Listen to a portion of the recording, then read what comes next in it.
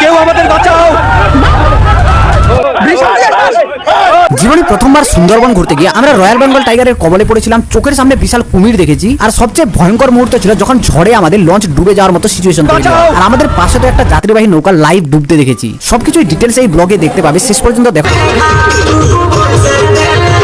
কেমন লাগলো আমাদের সুন্দরবন যাওয়ার? এটা হচ্ছে এখন ফার্স্ট স্টেপ। রায়গঞ্জ থেকে ট্রেনে উঠেছিলাম, কলকাতা স্টেশন নেমেছি, ওখান থেকে এখন বাস ধরে শিয়ালদা এলাম। এখন ক্যানিং যাওয়ার দুটো লোকাল টিকিট কেটে নিয়েছি, এই যে শিয়ালদা স্টেশন। আর প্রথম আছে এই যে দেখো শিয়ালদা স্টেশনের মেট্রো। আমি যখন কলকাতায় 5 বছর ছিলাম তখন এটা তৈরি হয়নি, আর এই মেট্রো লাইনে আমি এখনো পর্যন্ত উঠিও নি। তো এবার দেখি, এবার যেহেতু কলকাতা এসছি এবার উঠতে পারি। আর এখানে খাবো পরোটা। এখন শিয়ালদা থেকে এই যে এটা দেখো, এটা হচ্ছে ক্যানিং লোকাল, 7:42-এ ছাড়বে। আর এটাতে উঠেই যে পৌঁছাবো ক্যানিং, আর ক্যানিং থেকে তারপরে ট্যুর প্যাকেজ বুক করবো।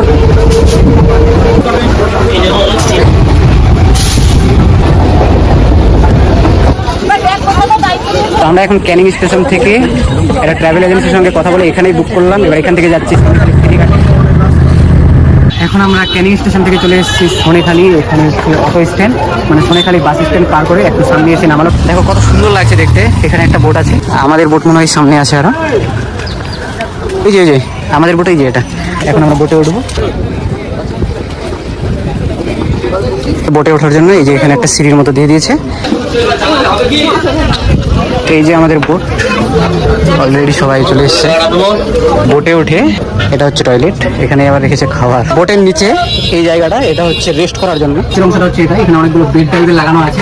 এই বেডগুলোতে এসে রেস্ট করা যাবে, কারণ সারাদিন তো আর উপরে বসে থাকা যাবে না। কখনো কখনো একটু টায়ার্ড হয়ে গেলাম, তো নিচে এসে এখানে বসে থাকা যাবে, শুয়ে থাকা যাবে, একটু রেস্ট করা যাবে। এখানে নিচের দিকে একটা বাথরুম আছে, টয়লেট আছে এখানে। হচ্ছে 3টে দুটো আলু বড় বড়, একটা ঝোল, আর একটা হচ্ছে রসগোল্লা। এখন বাজে সকাল 11টা, আর আমাদের বোট এখন ছেড়ে দিয়েছে। বোট ছাড়ার সময় বোটের মাথায় এভাবে জল দিয়ে ধুয়ে দেয়, যেন কোনো বিপদ না হয়। এটা সুন্দর হাওয়া লাগছে এখানে, ভালো লাগছে। এখন গরম লাগছিল কিন্তু এখন বেশ হাওয়া লাগছে। বোট চলছে, সামনে ব্রিজ।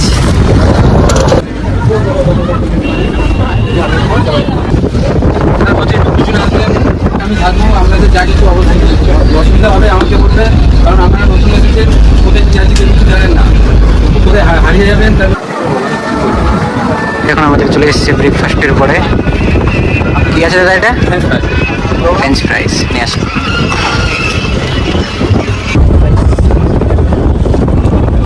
আর কিছুক্ষণ পরে সুন্দরবনের এই ভয়াবহ দৃশ্যটা পুরো দেখতে পাবেন, তাই ভিডিওটা কন্টিনিউ দেখতে থাকুন।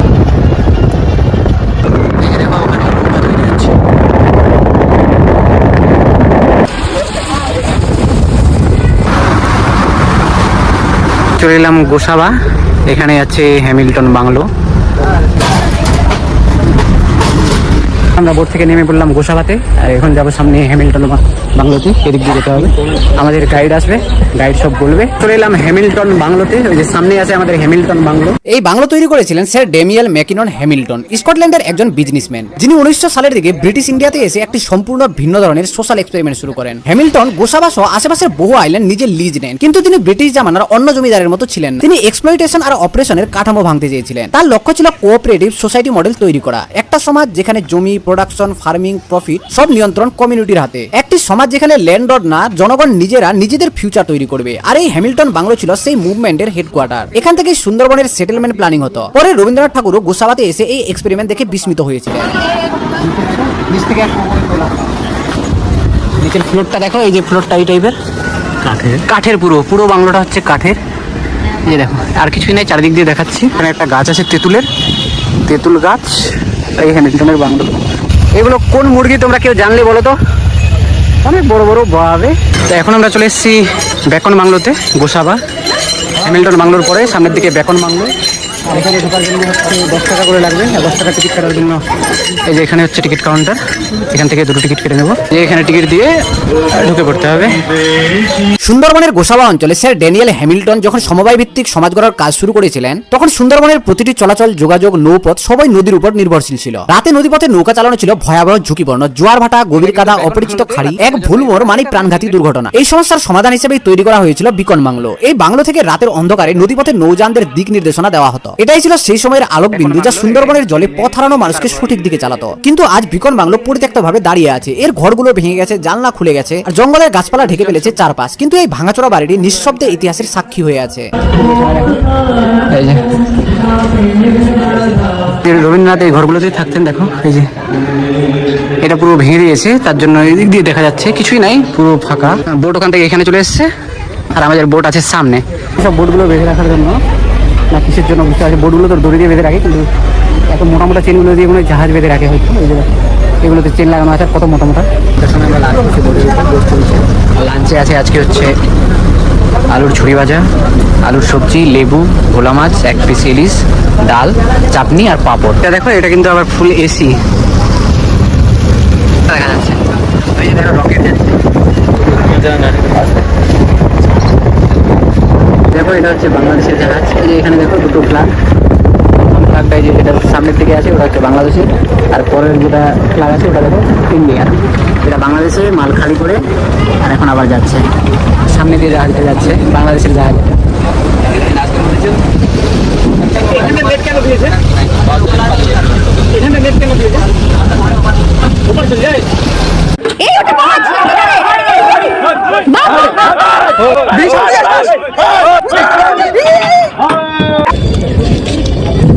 এখন আমরা চলে এলাম পাখিরালা ফেরিঘাটে। এখানে আমাদের হোটেল আছে, এখানে আজকে রাত থাকবো, কালকেও রাত থাকবো, তারপরে এখান থেকে আবার বাড়ির দিকে যাবো। আমাদের হোটেল সোনার তরী। হোটেলে চেক ইন করার জন্য আধার কার্ডের জেরক্স লাগবে, তো 1 কপি আধার কার্ডের জেরক্স 2 কপি করে নিয়ে আসতে হবে। 1 কপি এখানে দিতে হবে, 1 কপি কালকে পারমিট করার জন্য নিতে হবে। সন্ধ্যা 7টা বাজে, আর আশেপাশের যতগুলো টুরিস্ট আছে সবগুলোতে ঝুমুর নাচ শুরু হয়েছে আদিবাসীদের, আর আমাদের হোটেলে এখন শুরু হবে, তো সেটা তোমাদের দেখাচ্ছি। চলো, ঝুমুর নাচ সঙ্গে স্ন্যাক্স।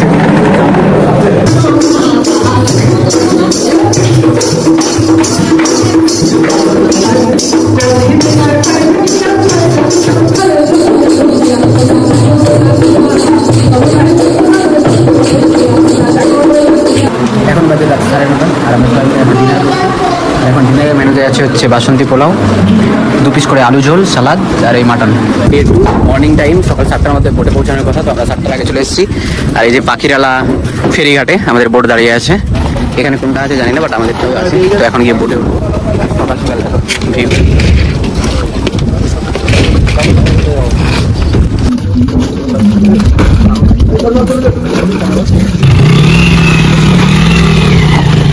ডে 2 এর ফার্স্ট প্লেস হচ্ছে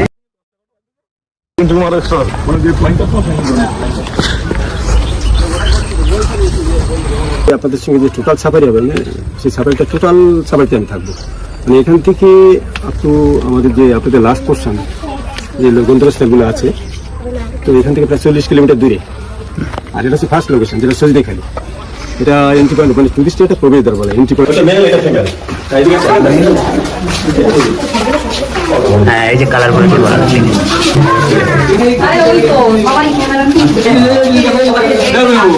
এই যে দেখো, এগুলো হচ্ছে সুন্দরবনের গোল ফলের গাছ, গোল ফল ধরে আছে।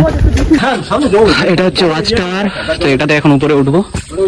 তো আমাদের এই ওয়াচ টাওয়ার থেকে এই যে দেখো সুন্দরবন যতদূর চোখ যায়, এই হচ্ছে ওয়াচ টাওয়ারের চারিদিকে। এখানে দেখো লোকগুলো আরো একটা আর্টিফিশিয়াল পুকুর বানাচ্ছে, যেন ওখানে জীবজন্তু জল খেতে আছে, মিষ্টি জল।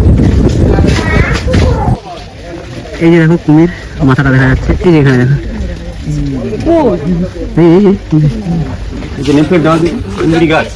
আর ওখানে সুন্দরী গাছের সুন্দরী গাছ কেমন শ্বাসমূল বেরোয়, এখানে এরা লাগিয়েছে। দেখো এই যে এগুলো, আর এই যে এগুলো হচ্ছে সুন্দরবনের শ্বাসমূল। এই যে পুরো দেখো সব জোরগুলো, শেকড়গুলো উপরের দিকে আছে। এই যে দেখো, এই যে পোকার মতো যেগুলো হাঁটছে, ওগুলো নাকি বলে মাছ বলছে এরা। আমরা তো পোকা বলি, এরা মাছ বলছে। আমাদেরকে তো দেখাও যায় না, কিন্তু এরা চ্যাং মাছ বলছে।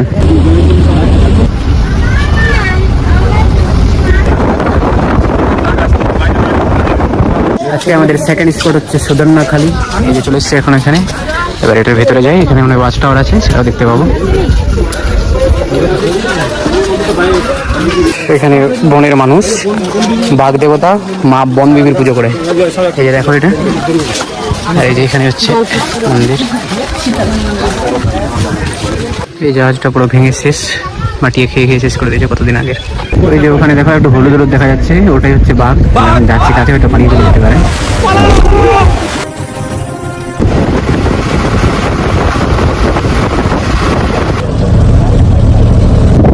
Day 2 Buffalo Hills Snacks।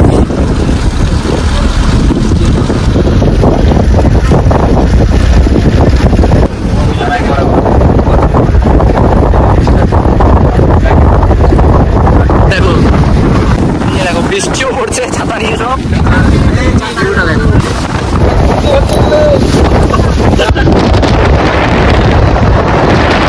এই যে দেখো বৃষ্টিতে লঞ্চটা কিন্তু সেরকম চলতে পারছে না, কিন্তু আমাদের লঞ্চ বেশ স্পিডে সামনে সিম্বাদের মতো লাগছে।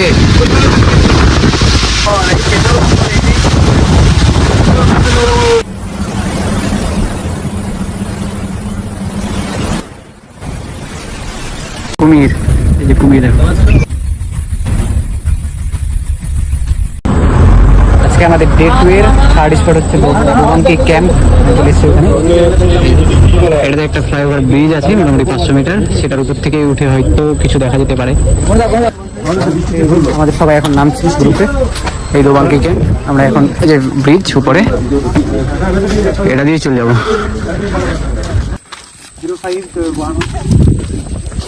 এখানে এখন ফিল হচ্ছে যে আমরা খাঁচার ভিতরে বন্দি আছি, জালের ভিতরে, আর বন্য প্রাণীগুলো বাইরে আছে।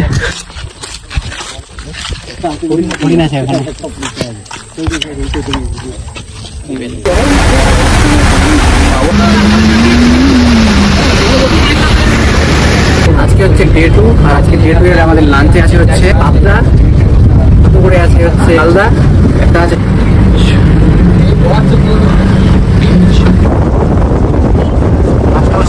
ডে 2 সন্ধ্যার স্ন্যাক্স হচ্ছে চিকেন পকোড়া। চলে এসেছি পাখিরালয় মার্কেটে, সুন্দরবনে। মার্কেটটা এখানে বেশ বিশাল বড়ই, আর মার্কেটে কি কি পাবে চলো তোমাদের দেখাচ্ছি। এই যে দেখো রোডের দুই সাইড ধরে এই টাইপের প্রচুর দোকান, আর দোকানগুলোতে মেনলি হ্যান্ডক্রাফট জিনিসগুলোই পাওয়া যায়। এই যে দেখো কি কি পাবে দেখো, হরিণ, কাঠের সব জিনিস। এটা মগ, এই যে একটা 10 এটা টাকার খই দিয়ে বানানো। হ্যাঁ খই দিয়ে। আর ওটা কি নাম? এটা বরফি। এটা বরফি। কিসের বরফি এটা? এটা ছয় ডাল দুধ দিয়ে রাজা সুজিতে তৈরি। আজকে আমাদের সুন্দরবন ট্যুরের শেষ ডিনার, মানে ডে 2 এর ডিনার। আর ডিনারে আছে হচ্ছে ফ্রাইড রাইস, আলু ঝোল, chilli chicken. Chilli chicken unlimited করে দিয়েছে, যত ইচ্ছা তত খাও। এই যে আমাদের বোটে এখন চলছে, বিন্দাস এনজয় করছে সবাই।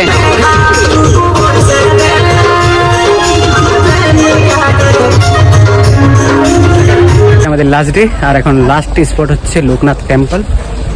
বোট থেকে নিচে নেমে গেলাম, আর সামনের দিকে টেম্পল এখানে আছে, পুরো গ্রামের ভেতরের রাস্তা দিয়ে। তো এই যে আমরা এখন গ্রামের রাস্তা দিয়ে চলে যাচ্ছি লোকনাথ টেম্পলের দিকে। আমাদের লাস্ট স্পট আপেল, লেবু। 3 দিন থেকে আমাদের যে সুস্বাদু সব খাবারগুলো খাওয়াচ্ছে, এই যে হচ্ছে আমাদের রাঁধুনি। তোমার নামই তো সুমন নাকি? সমীর। হ্যাঁ খুবই ভালো লাগছে, ওই জন্যই আসলাম, খেয়ে এত ভালো রান্না করছে। কি করেছে আজকে?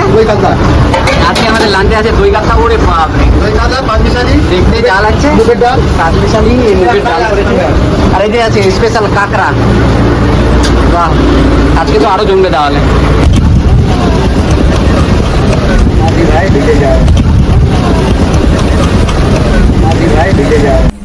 আর লাস্ট লাঞ্চ এই নিয়ে চলে আসছে আমাদের সুমন বাবু। আর আজকের লাঞ্চে কি কি আছে দেখো।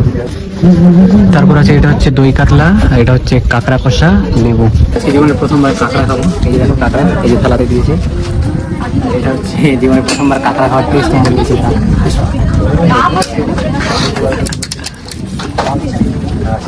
পুরোটা খাওয়া যাবে না, এটা ফেলে দিতে হবে। টেস্ট করছে কিন্তু অনেক।